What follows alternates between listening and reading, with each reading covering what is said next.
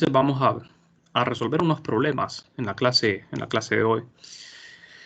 Bueno, vamos a tocar el tema de las distribuciones continuas. Ya hemos trabajado con distribuciones discretas de carga. Entonces vamos a calcular, en este caso, momentos para una distribución continua. Este es un problema del libro, el problema número 8. Tenemos una esfera de radio A que posee una densidad superficial de carga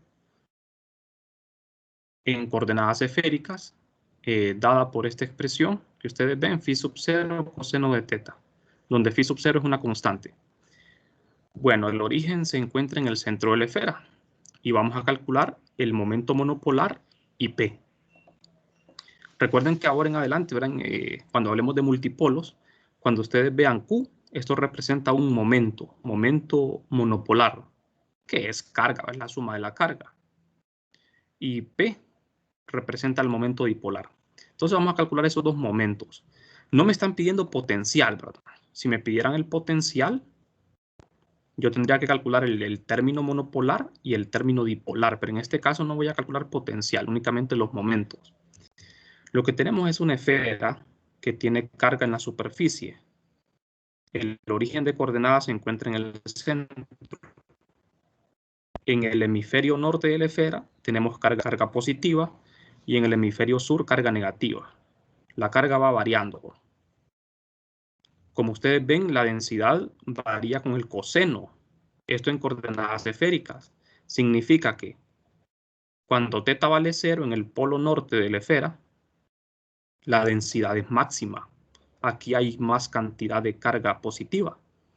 Cuando me voy acercando al ecuador de la esfera, al centro de la esfera, coseno, el ángulo θ vale pi medio, ¿verdad? Y el coseno de pi medios es 0. Entonces, aquí en el ecuador de la esfera no existe carga.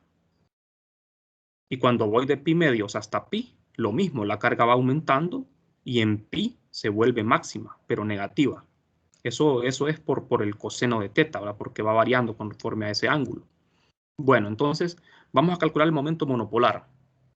Hacer este cálculo del momento monopolar es muy fácil porque lo que tenemos que hacer es sumar la carga, solo que en este caso tenemos que hacer una integral, ¿verdad? Porque es una distribución continua.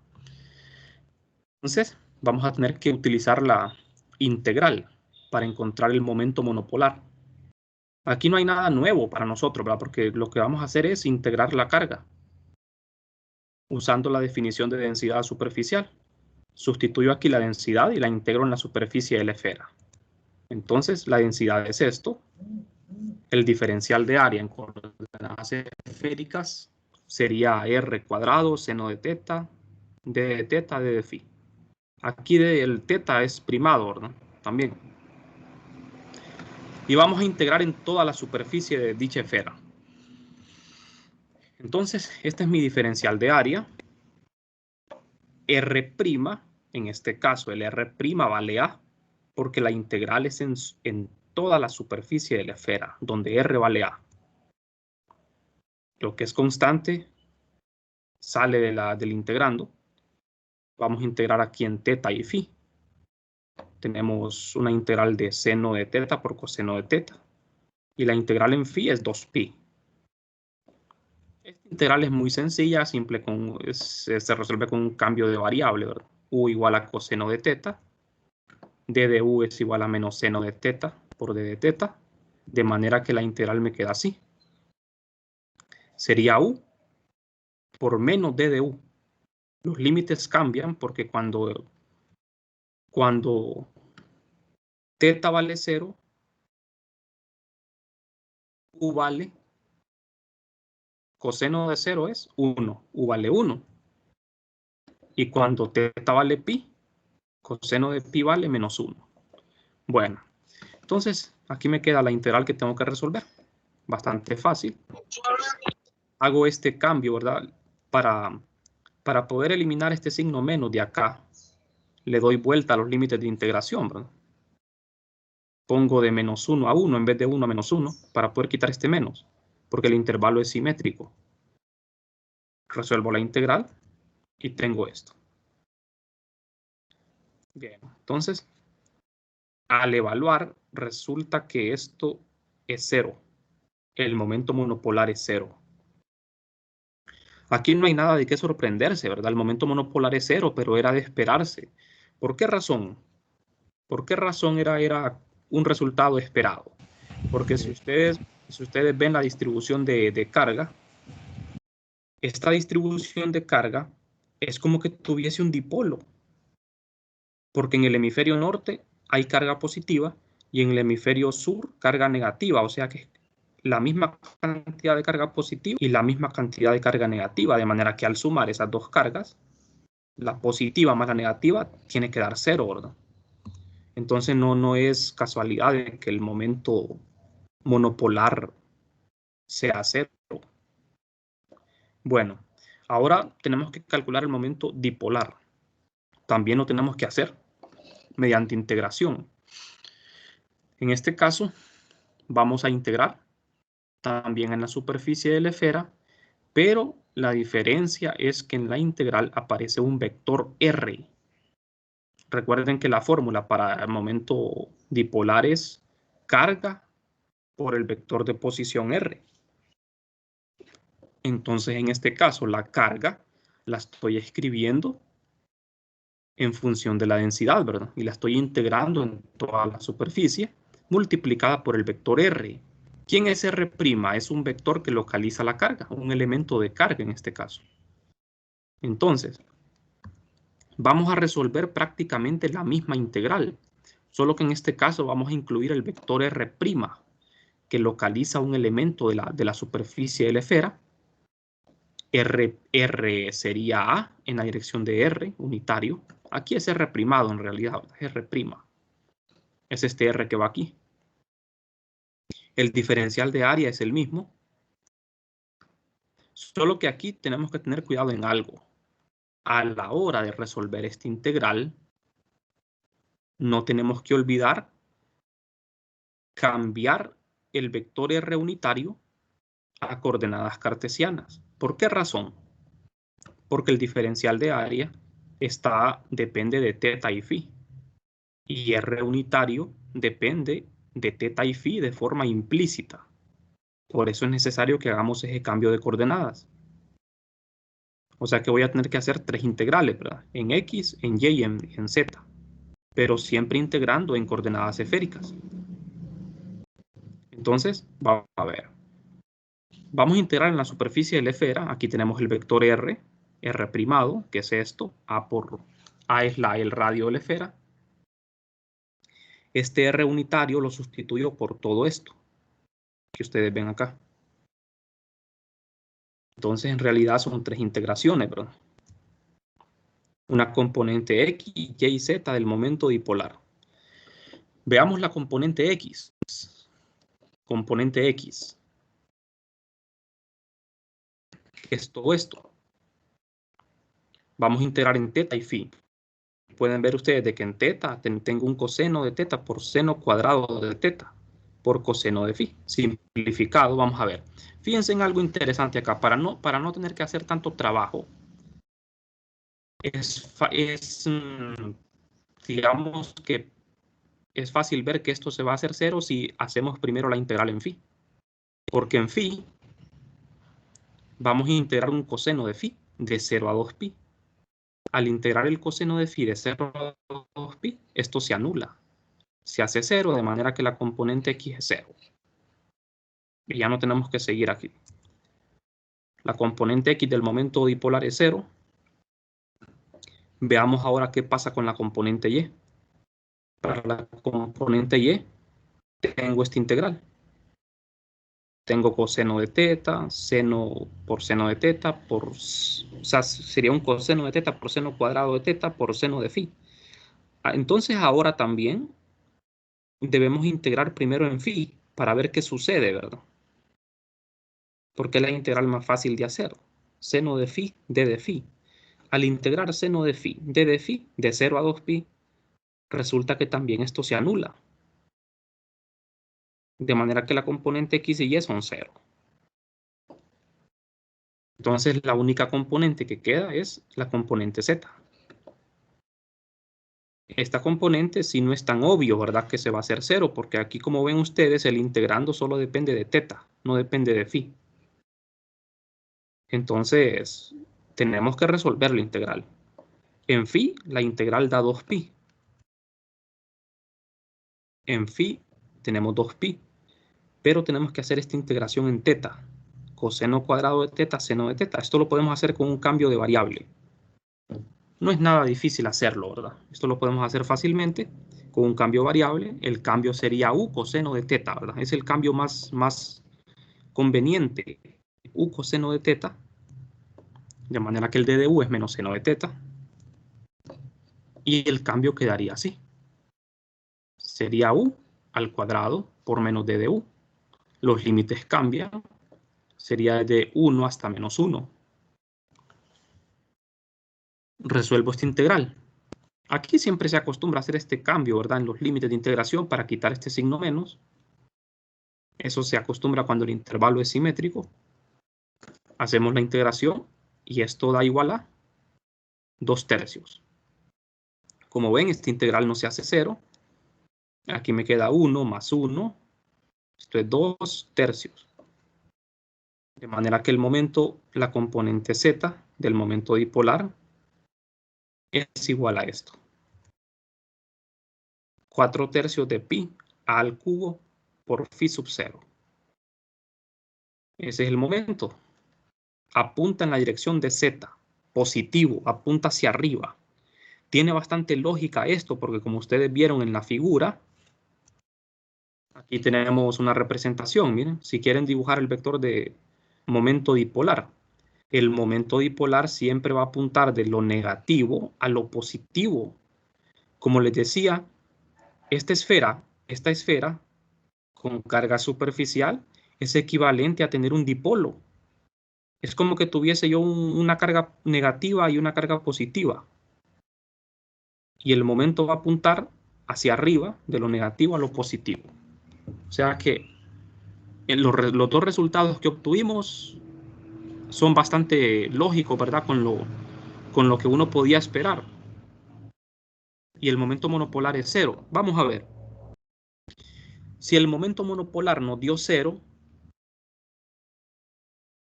eso significa que el momento dipolar es independiente del origen, ¿verdad? El origen del sistema en este problema se encuentra en el centro de la esfera. Pero el origen podría estar en cualquier punto. Hay infinidad de puntos, ¿verdad? El origen podría estar situado en cualquier punto y el momento dipolar siempre va a ser esto. Este momento dipolar que yo obtuve aquí es único porque el momento monopolar es 0. Acuérdense bien, ¿verdad? De la regla, ¿verdad? Cuando el momento monopolar es 0, el momento dipolar es independiente de la elección del origen. Entonces este momento dipolar es único en este caso. Bien, no sé si tienen preguntas hasta acá.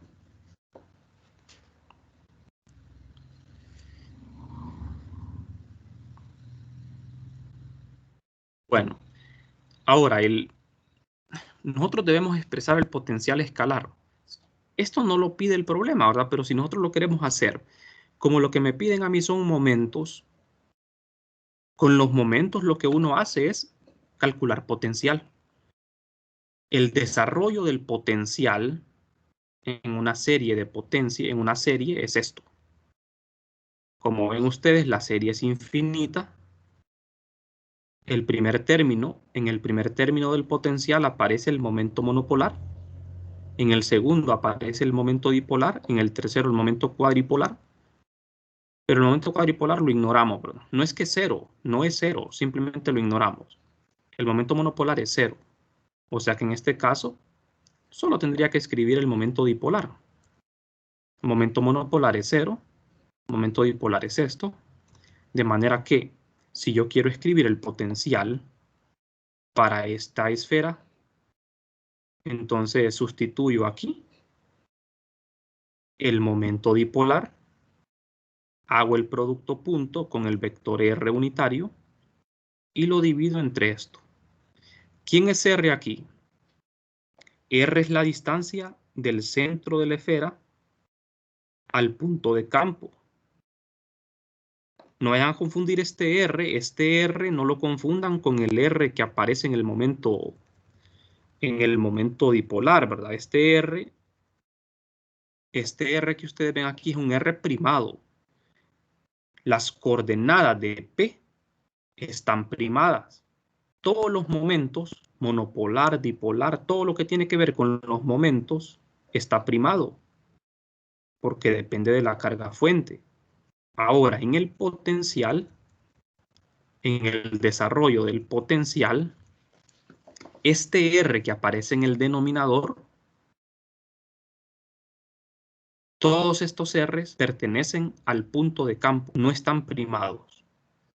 O sea que cuando ustedes van a calcular el campo eléctrico a partir del potencial, ustedes van a derivar con respecto a este R. No van a derivar los momentos dipolares ni monopolar, sino que van a derivar con respecto a R. Entonces acá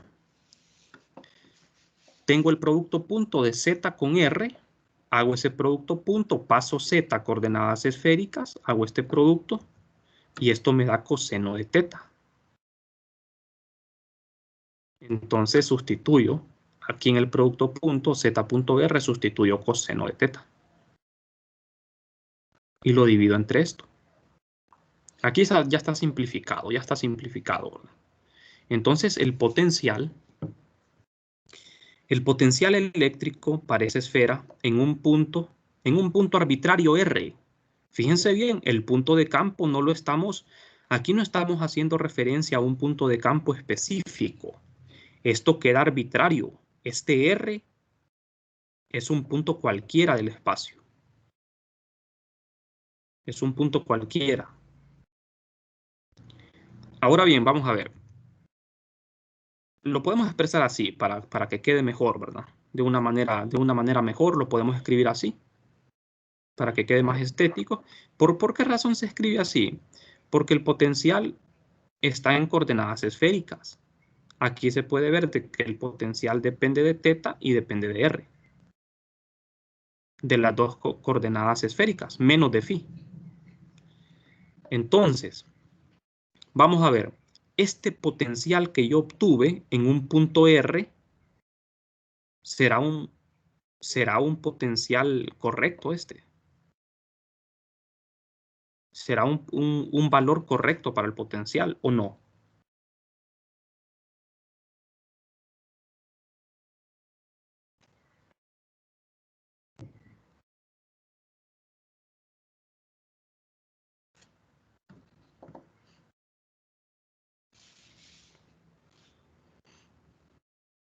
¿Qué piensan? Vamos a ver, ¿qué opinan ustedes sobre esto? Este potencial que yo tengo aquí será un potencial exacto en el punto R, en un punto P, a una distancia R del origen.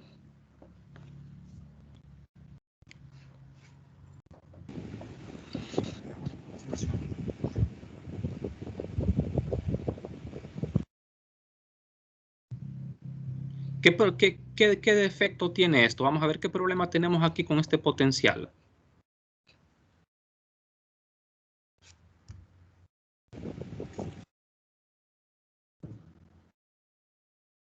Habría que encontrar R. Bueno, no habría que encontrar R porque R quedaría expresado así de manera arbitraria. R es válido para cualquier punto del espacio. Este potencial tiene un problema que no es un potencial exacto, es una aproximación. Es una aproximación no muy buena, ¿verdad? ¿Por qué razón no es tan buena? Porque fíjense que en el potencial tiene infinitos términos y nosotros solo estamos agarrando uno, el segundo término, que es el que corresponde al momento dipolar. ¿Qué pasa con los demás términos? No son cero, ¿verdad? El término cuadripolar no es cero. Entonces, esto es una aproximación al potencial. Si yo quiero un valor más exacto, tendría que calcular los demás términos. Entonces, esta solo es una buena aproximación, digámoslo así. Ahora, fíjense bien. ¿Qué pasaría, por ejemplo, qué pasaría si a mí me me pidieran obtener un valor para el potencial en un error, digamos, un porcentaje. Ahí tendríamos que aplicar un criterio que se utiliza mucho en cálculos de laboratorio, que se llama el error relativo, el error absoluto. En algún problema que vamos a hacer más adelante vamos a tocar ese tema de cómo calcular errores, porque aquí nosotros tenemos una gran cantidad de error al hacer este cálculo. No es un potencial exacto. Fíjense bien lo interesante. En el capítulo 5, ¿cómo calculaban los potenciales ustedes? Lo calculaban con la fórmula directa. Si a mí en este ejercicio me hubiesen dicho, calcule el potencial en un punto de campo con la integral directa, el potencial me hubiese dado un valor exacto. Pero en este caso, cuando uno hace la expansión del potencial en multipolos, la única manera de tener un potencial exacto es calcular todos los potenciales, ¿verdad? Y eso es imposible porque hay infinitos. Entonces lo que uno hace cuando tiene este desarrollo en serie es únicamente encontrar valores aproximados, solo que son muy buenas las aproximaciones, ¿verdad? Porque en este caso el momento monopolar es 0. El momento más importante es el dipolar. Y el cuadripolar no es 0, pero va a ser muy pequeño. De manera que el término más importante en toda esta serie es el término dipolar. No sé si me explico, no sé si tienen alguna duda con respecto a esto. Ahora, fíjense, si yo tengo un potencial, yo puedo calcular el campo eléctrico. ¿Qué tengo que hacer? Aplicar esta ecuación. El gradiente del potencial, el negativo del gradiente es el campo eléctrico. Entonces, bueno, eso lo pueden hacer en su casa como tarea, ¿verdad? Porque el problema no pide hacer esto. Si ustedes quieren, pueden hacer esto, hacer el gradiente de phi. ¿Qué van a hacer para calcular el gradiente de phi?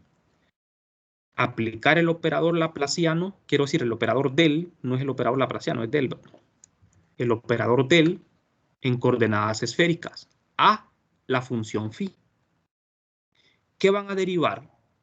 Van a derivar con respecto a θ y con respecto a r. Acuérdense que cuando uno obtiene campo eléctrico, uno deriva con respecto a las coordenadas del punto de campo, que no están primadas. Las coordenadas del punto de campo nunca están primadas. Las que están primadas son las coordenadas del punto fuente. ¿Quién es la fuente? Es la carga, ¿verdad? Los momentos están primados. El momento dipolar, el monopolar, el cuadripolar, todos los momentos están en función de coordenadas primadas porque dependen de la carga. Pero el punto de campo no está primado. Aquí θ y r no están primados, o sea que van a derivar con respecto a r y θ. Bueno, entonces este sería el problema. Vamos a aprovechar de continuar, vamos a seguir, vamos a abordar otros ejercicios. Hay ejercicios muy interesantes, ¿verdad? Con respecto a este tema, problemas complejos, problemas fáciles. Vamos a ver este ejercicio que es del libro también, es el problema número 3 del libro. En este problema vamos a hacer una aproximación. Aquí tenemos una distribución discreta de carga. Lo que tenemos es un dipolo físico. Suponga que las cargas de la figura 8.3, que son esta es la figura 8.3 del libro, es un dipolo separado por una distancia L. Se encuentran sobre el eje Z. Vamos a colocar este dipolo sobre el eje Z. Con el origen en medio de las dos cargas. En el inciso A vamos a calcular el potencial exacto para un punto de campo sobre el eje Z. Fíjense bien, ¿a qué se refiere esto del potencial exacto? Cuando me dicen potencial exacto, se refieren a que calculemos el potencial usando el método tradicional, el método del capítulo 5. Calcular el potencial con la fórmula directa, en lugar de hacerlo en términos de los momentos, ¿verdad? Luego vamos a averiguar lo siguiente. ¿Qué tan grande debe ser Z para que pueda aproximar el potencial exacto sobre el eje Z mediante un término dipolar con un grado de exactitud del 1%? Y después, ¿qué tan grande debe ser Z para que se pueda encontrar, sería aquí, para que se pueda encontrar la componente Z del campo sobre el eje Z mediante la expresión dipolar con una exactitud de 1%. El problema aquí parece un poco confuso, ¿verdad? La forma en que está redactado. Tal vez si ustedes lo leen por primera vez, tal vez no van a encontrar, no le van a encontrar sentido, ¿verdad? Entonces hay que tener mucho cuidado en algunos problemas, ¿verdad? Porque la forma en que están traducidos tal vez no es la mejor, ¿verdad? Aquí lo que vamos a hacer es encontrar primero el potencial exacto.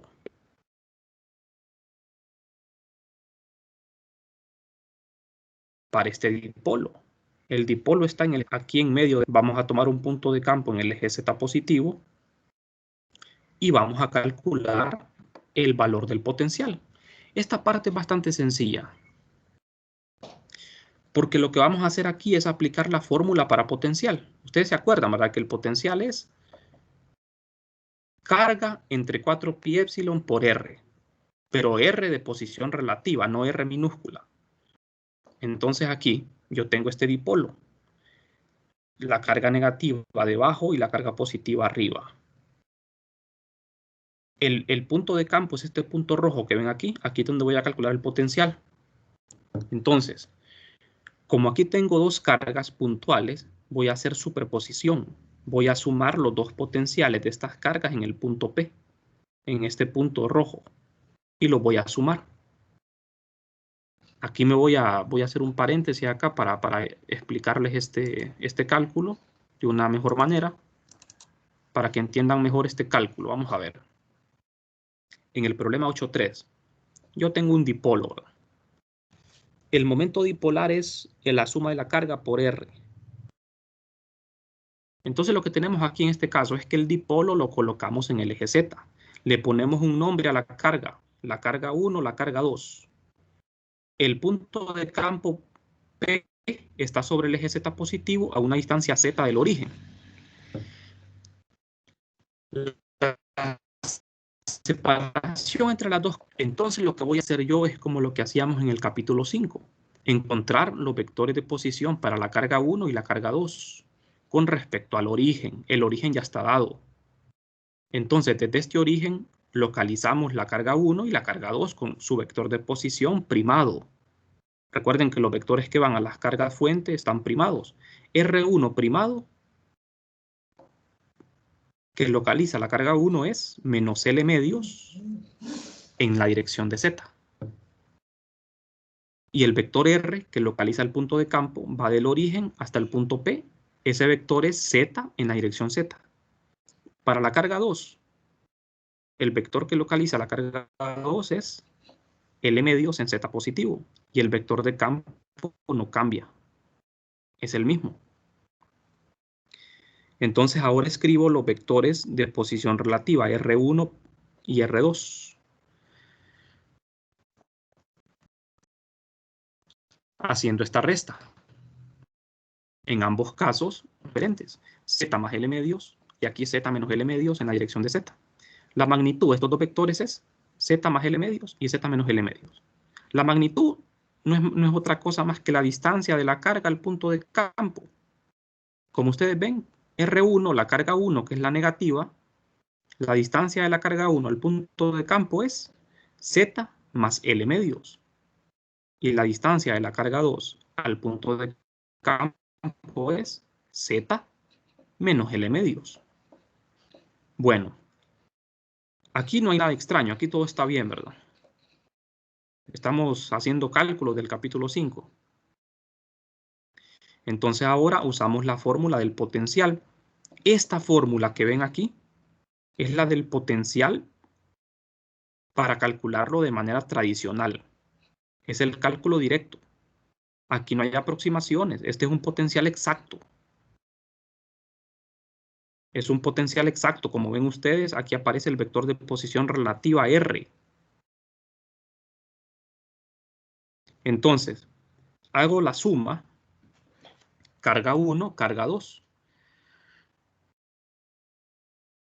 Sustituyo. ¿Quién es la carga 1? Es menos Q. ¿Quién es la carga 2? Más Q. Con su respectivo vector R1 y R2. Eso es todo, ¿verdad? Ahora simplificamos, hacemos la suma. Podemos factorizar aquí Q, porque la magnitud de la carga es la misma. Factorizamos la carga. Hacemos esta suma. Simplificamos. Al simplificar, me queda esto, miren, se cancela el Z. L medios más L medios es L. Me queda Q por L entre esto. Esto se puede simplificar más porque aquí lo que tenemos es una diferencia de cuadrados. Z cuadrado menos L cuadrado entre 4 es igual a esto. Una diferencia de cuadrados, ¿no? Entonces, para poder simplificar aún más esto, recuerden que la magnitud del momento dipolar es Q por L, la carga por la distancia que la separa. La distancia que separa las cargas es L. Entonces, lo que está en el numerador es justamente magnitud, ¿verdad? Solo magnitud. Q por L. Entonces, en vez de escribir Q por L, puedo escribir P. No hay ningún problema. Entonces, jóvenes, este es un potencial exacto. ¿Por qué exacto? Porque aquí no estamos aproximando términos. Cuando ustedes desarrollan esto en una serie de potencias, cada término de la serie es un valor aproximado del potencial. Mientras que aquí no estamos desarrollando en serie. Aquí lo estamos calculando de un solo, ¿no? Con la expresión que me da el potencial exacto. Entonces, en el inciso A, esto era lo que me pedían, calcular el potencial exacto. Y lo puedo escribir en función de P, del momento dipolar. No sé si tienen alguna pregunta.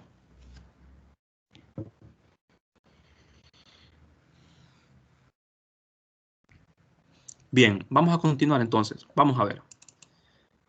Este cálculo que está hecho acá es lo mismo que yo hice. Solo que yo lo hice, lo desarrollé de una manera más explícita, ¿verdad?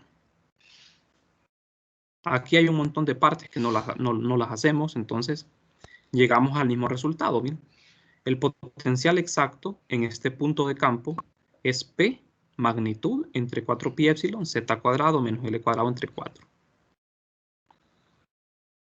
Bueno, entonces, fíjense bien ahora, en el inciso B,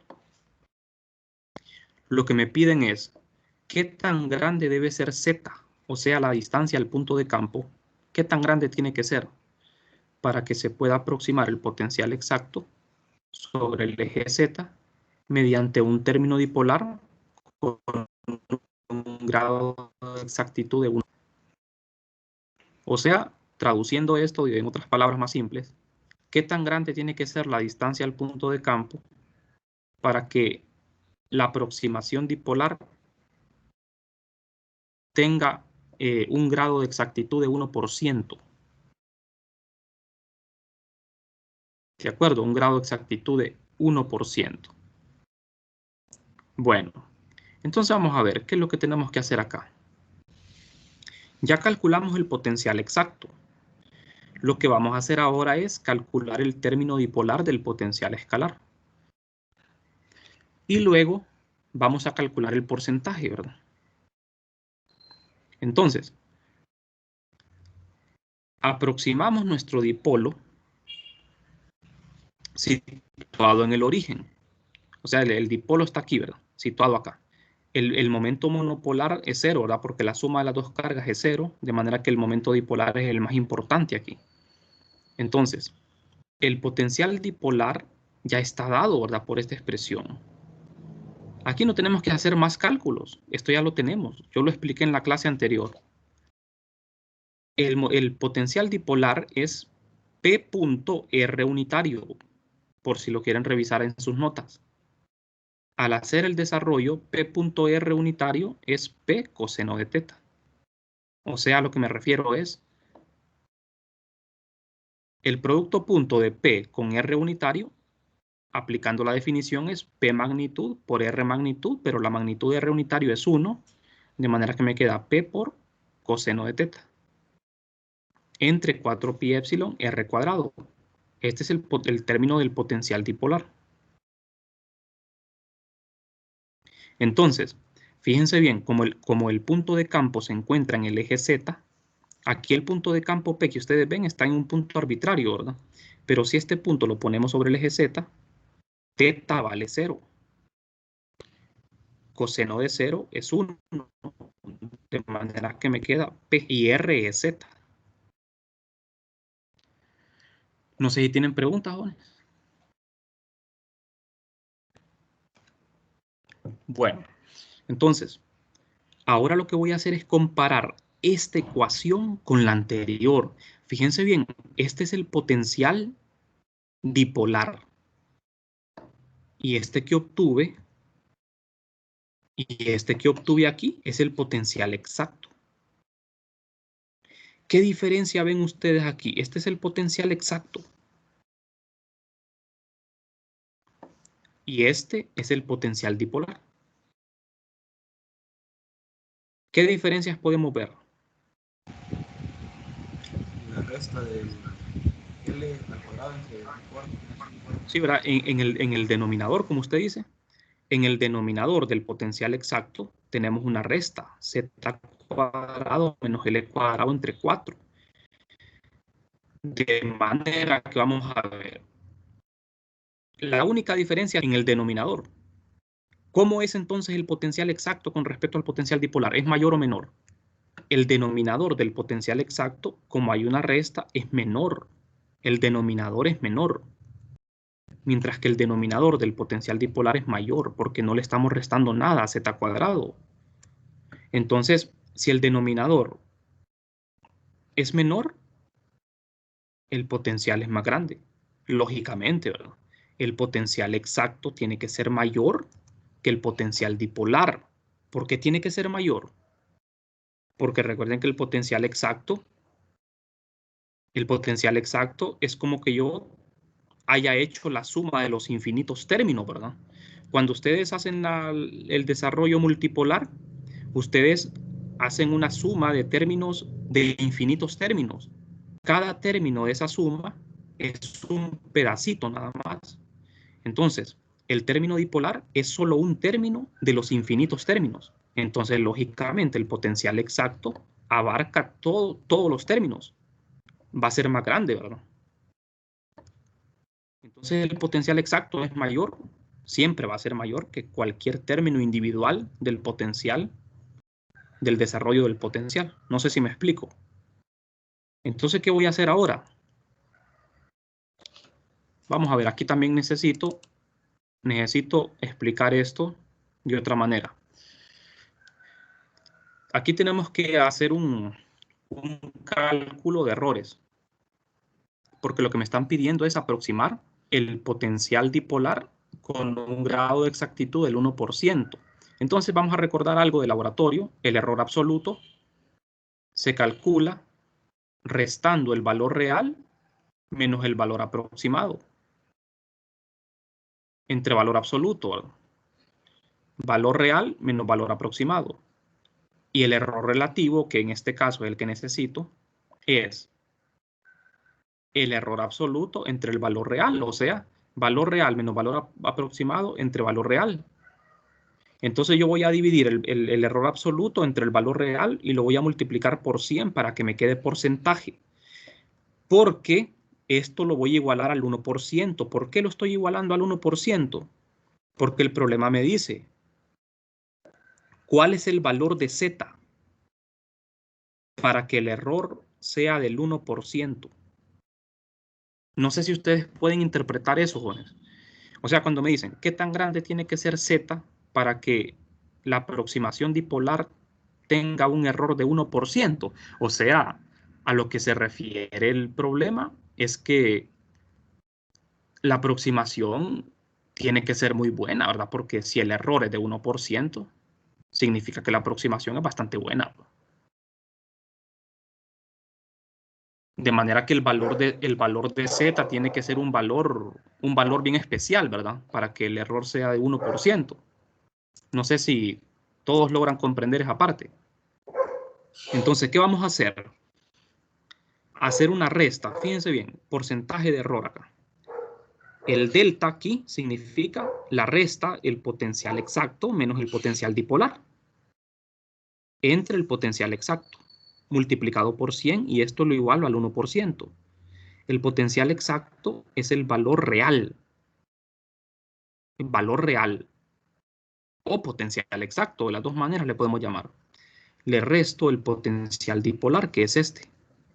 La aproximación dipolar. Y lo divido entre el potencial exacto. Lo multiplico por 100. Entonces, sustituyo en esta ecuación el potencial exacto menos el potencial dipolar entre el potencial exacto. Este 100 lo pasamos a dividir acá al lado derecho. Fíjense bien, aquí 100 no es porcentaje, acá 1 es porcentaje, es por ciento. Entonces, en vez de escribir un porcentaje, lo podemos escribir como una fracción, ¿verdad? Pasamos el 100 acá a dividir, me queda 1 entre 100. Y ahora, en esta ecuación, ¿qué es lo que voy a hacer? Voy a despejar para Z. Lo que ando buscando yo es Z.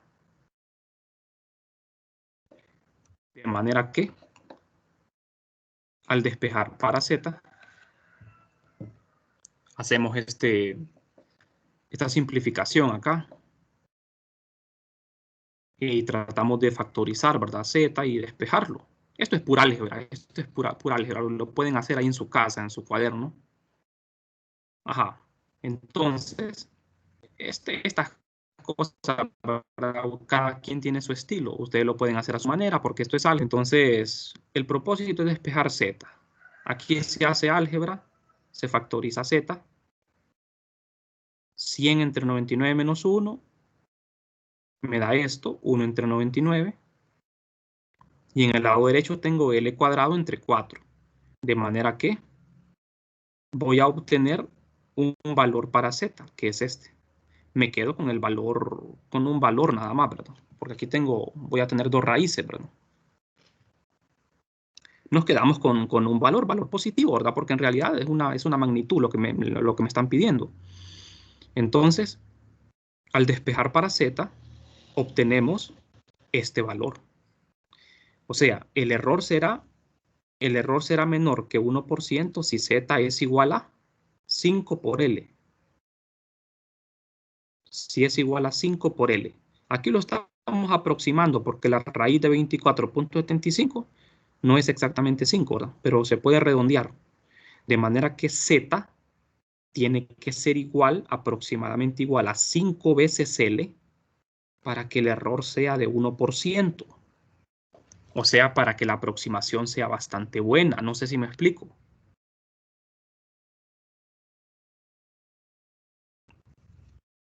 Y entre más grande sea Z, jóvenes, entre más grande sea Z, mejor va a ser la aproximación. Entre más grande sea el valor de Z, con el término dipolar basta para que tengamos el potencial exacto. No sé si queda claro. Fíjense bien, o sea, L es la separación entre las dos cargas y Z es la distancia del origen al punto de campo. La distancia del origen al punto de campo es Z y Z tiene que ser igual a 5 veces L para que el error sea de 1%. O sea, para que el potencial exacto y el potencial dipolar sean prácticamente iguales, ¿verdad? Porque un error de 1% es muy pequeño.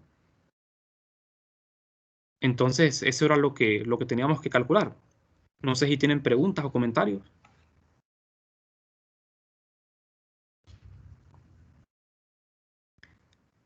Bueno, en el inciso C, básicamente vamos a hacer lo mismo, pero para el campo eléctrico. Me están diciendo qué tan grande tiene que ser Z para que el campo eléctrico se pueda aproximar, aquí es aproximar, sobre el eje Z mediante la expresión dipolar, con un error de 1%, una exactitud de 1%.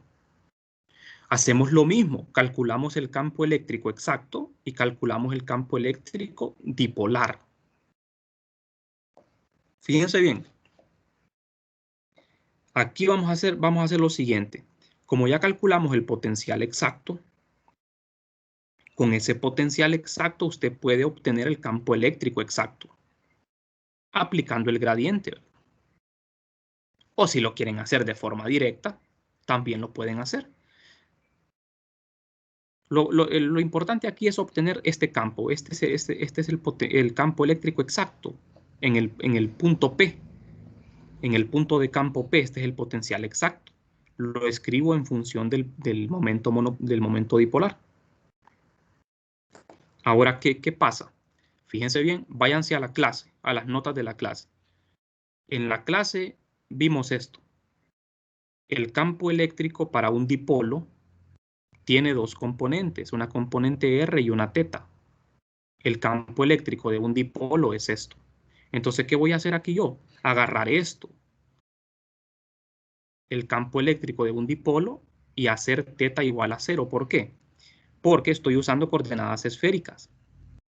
Este es un dipolo, miren. Este es un dipolo ficticio, ¿verdad? Porque aquí solo está la flecha. El punto de campo yace sobre el eje Z, de manera que teta vale 0. Si hacemos teta igual a 0 aquí, coseno de 0 es 1, seno de 0 es 0. De manera que el campo solo tiene componente en R, pero en este caso R es Z. Entonces el campo eléctrico, la aproximación dipolar para el campo eléctrico es esto. ¿De dónde sale esto? De esta ecuación, con teta igual a 0 y R igual a Z. ¿De acuerdo? De aquí pasamos acá, haciendo teta igual a 0 y R igual a Z. Este es el potencial, quiero decir, el campo eléctrico aproximado. Y este es el campo eléctrico exacto. ¿Cómo obtener este campo eléctrico? Lo que pueden hacer es aplicarle el gradiente a esto, ¿verdad? Campo eléctrico es el negativo del gradiente del potencial. Le aplican a esto el gradiente y tienen el campo eléctrico exacto. Eso ya lo han hecho muchas veces, ¿no? Entonces, vamos a repetir lo mismo. Hacemos este cálculo aquí de error relativo se llama esto. Restamos el campo eléctrico exacto menos el campo eléctrico aproximado entre el campo eléctrico exacto y lo multiplicamos por 100. Y esto lo igualamos a 1% porque queremos que este error sea de 1%. Después de hacer el álgebra aquí, después de hacer todo esto, el álgebra, pura álgebra, llegamos a esto, z al despejar para z, obtenemos que z tiene que valer 7.06 por L, o sea, z tiene que ser 7 veces mayor que L para que el campo eléctrico tenga un error de 1%. Bien, no sé si tienen preguntas, dudas.